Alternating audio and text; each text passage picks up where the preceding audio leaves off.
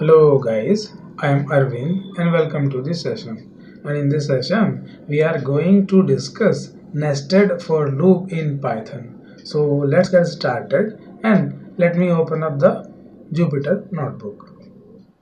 Guys, nesting of for loops means when we put one for loop inside the another loop. So guys, let's get started. Guys, I am using here a range function and I am providing value 5. So this range function will provide the value 0 to 4. And now I am putting another for loop inside this I for loop.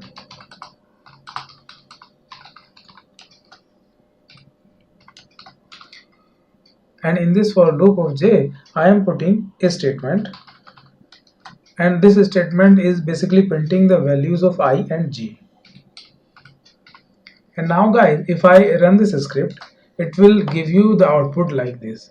So guys, initially when the value of I will be 0, it will go to the for loop of j and the value of j will also be 0. Then it will print I and j, that is 0 0. And in the next iteration, the value of j will be 1 and it will print 0 1. And in the next step or iteration, the value of j will be 2. So it will print 2 and so on.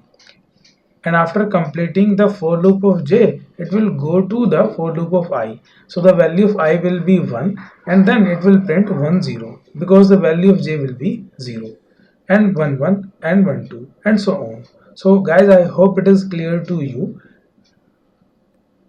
Guys, we can also use one more for loop inside this j loop.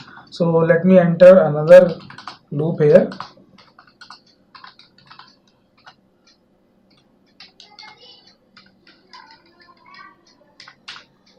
Guys, now if I run this script, it will give you the output like this.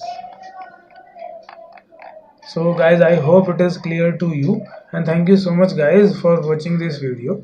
Just in case you liked it, do not forget to like and subscribe. I will see you then in the next video.